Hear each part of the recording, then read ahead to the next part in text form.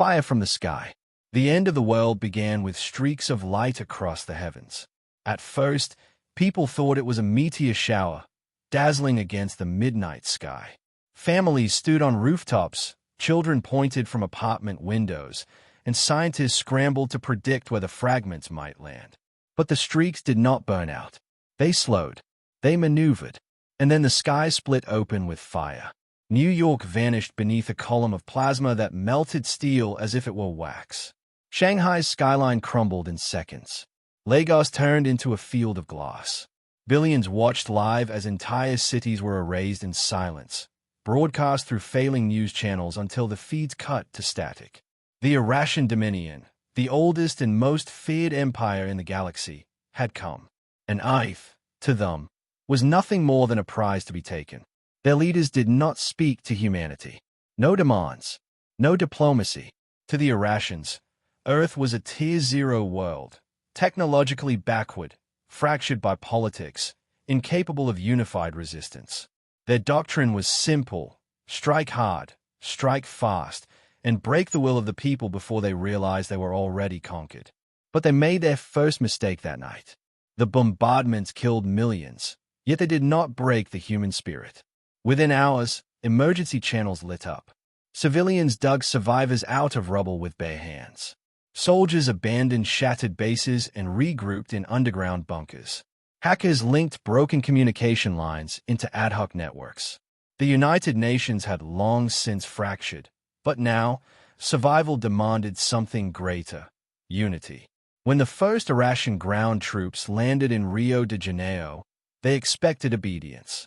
Their machines strode through the streets with measured precision, their weapons humming with the confidence of countless conquered worlds. They found no surrender. The favelas turned into a labyrinth of ambushes. Gunfire from alleys shredded patrols. Homemade explosives toppled armored walkers. Eurasian soldiers, bred to fight organized armies, faltered in the chaos of street warfare. Every corner, every rooftop, every sewer entrance became a human fortress.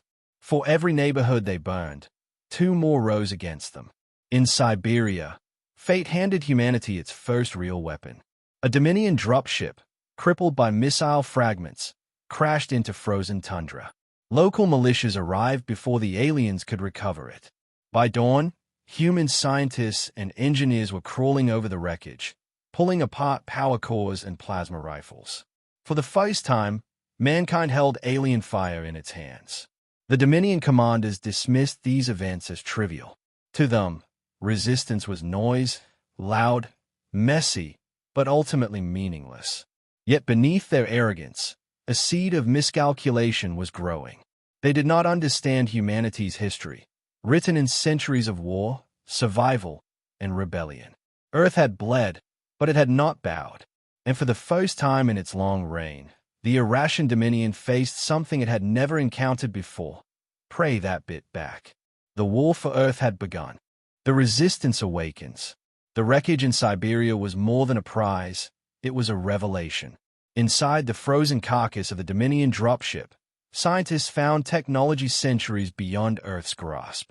Fusion drives, plasma rifles, and encrypted communication arrays were pulled apart piece by piece. What the Eurasians had designed for efficiency, humanity redesigned for survival. Plasma rifles were rewired to fire longer bursts. Power cells were made compatible with car batteries. Communications arrays, once alien code, became the backbone of a global resistance network. Humanity did not just copy, it adapted. Across every continent, resistance cells began to organize. Former soldiers, factory workers, and students worked side by side. Hackers repurposed Dominion transmitters, feeding false troop deployments into the invaders' networks. Engineers turned scrapyards into weapons factories. Farmers grew food not just for families, but for militias hidden in the hills.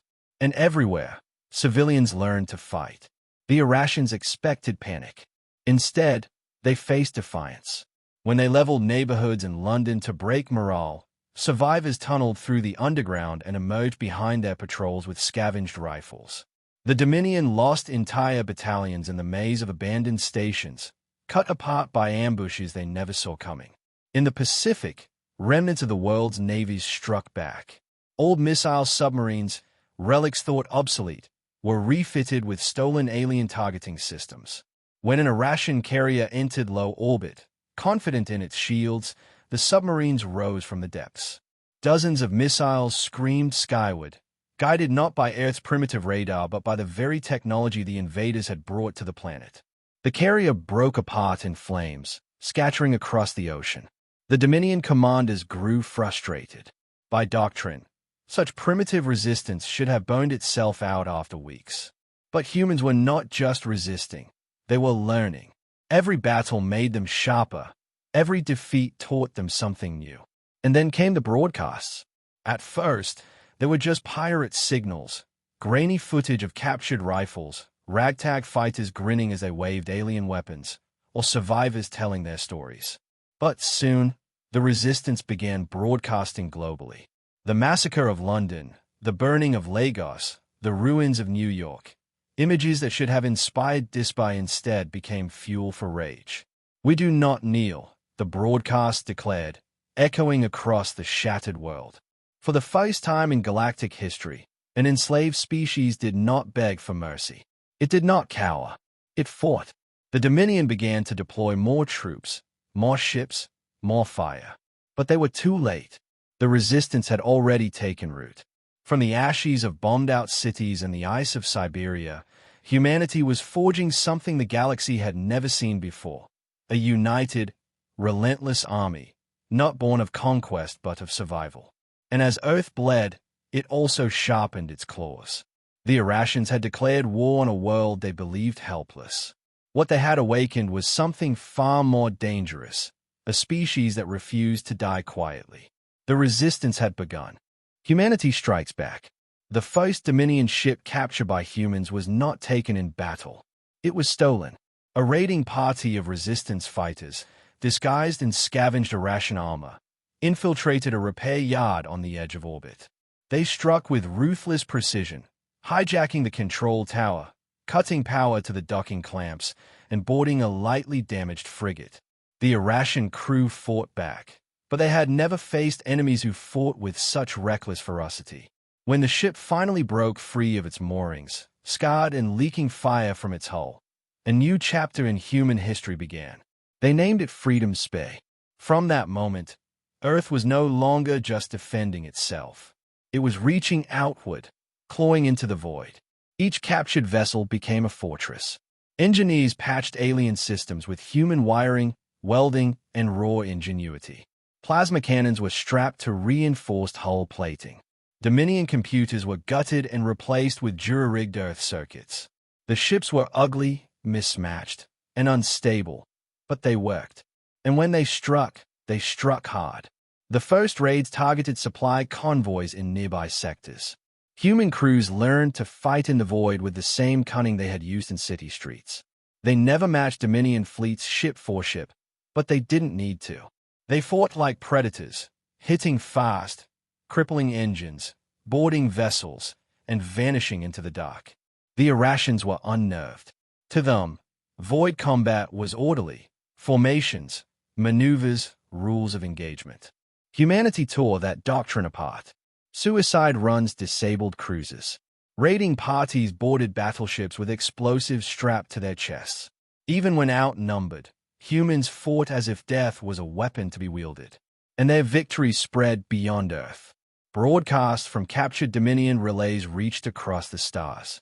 Images of humans standing atop conquered ships, their banners painted with defiance, ignited sparks of rebellion on dozens of enslaved worlds.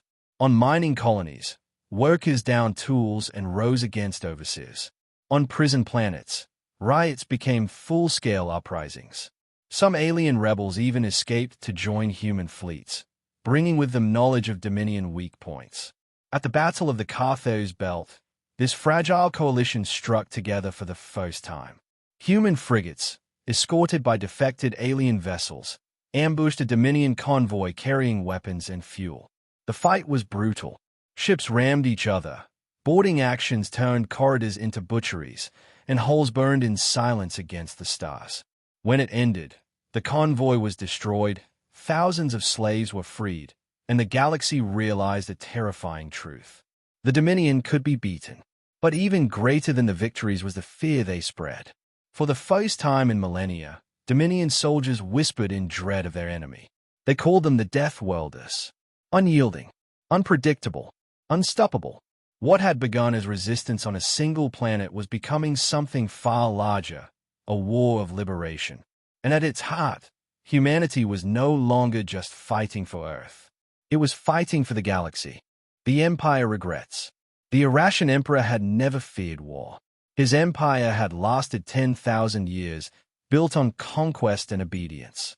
But as reports flooded in, lost fleets, burned colonies, slave uprisings, he began to fear something he had never imagined possible.